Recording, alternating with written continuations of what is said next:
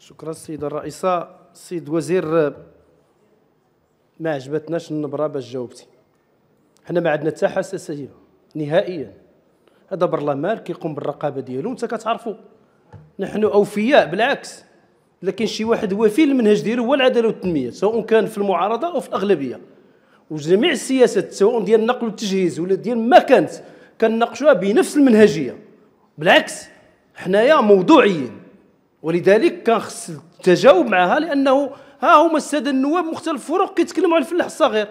حنا ملي كنجيبوا هذا المعطيات كنجيبوهم عند الفلاحة الصغار، فلذلك إذا كان كيستحق منا ذاك الفلاح الصغير نعطيوه غنعطيوه الدعم. شنو المشكل؟ شنو المشكل؟ اجي يجاوب بلاصتو أستاذ. ايوا تفضل تفضل دير التعديل الحكومي. تفضل تفضل. انا مع الوزير. إلا سمحتوا السادة لا ما يجاوبنيش. لا إلا سمحتوا السيدة الرئيسة أرجو تضبطي الوقت.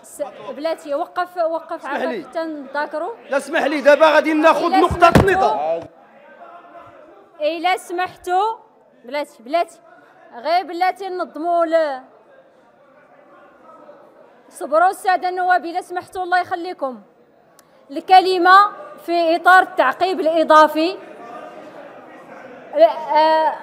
السادة النواب من فريق الأصالة والمعاصرين، يمكن ما كاينش مشكل هنا، وحنا باقيين كنتذكروا هنا.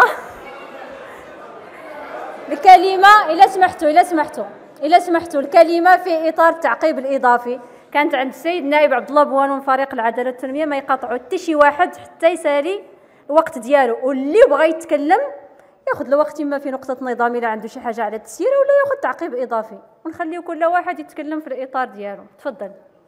لن يكون منا للحكومة إلا الاحترام والتقدير، واللي إيجابية غنقولوا إيجابية وغندافعوا عليها وغنخرجوا ندافعوا عليها في الشارع، واللي هي سلبية ونقائص غنقولوها. شنو المشكل في ذلك؟ هكا كنا وهكا غادي نبقاو، غندافعوا على الفلاحة وغندافعوا على المخطط الأخضر، والنواقص اللي فيه ولا في التعليم ولا في الصحة غادي نقولوها. ولذلك لا يجب أن نتعامل مع البرلمان ومع البرلمانيين بحساسية. شكرا. هل هناك تعقيب إضافي آخر؟ ما كاينش، نعطيو السيد الوزير يجاوب. تفضل. نتكلموا على السياسة ولا على الفلاح الصغير؟ أنا كيظهرني بأنه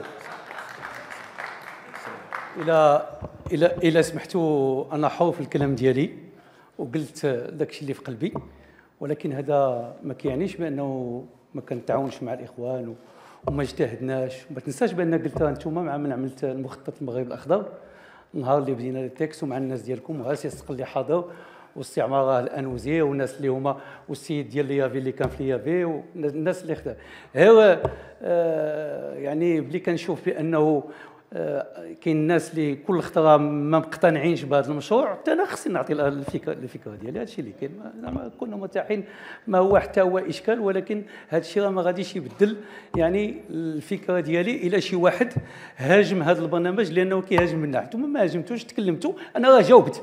العيب عليا انا كنت ما جاوبتكمش سي بوانو، انا جاوبتكم كاع، حطيتوا اسئله جاوبتكم، ولكن قلت داك الشيء اللي في قلبي.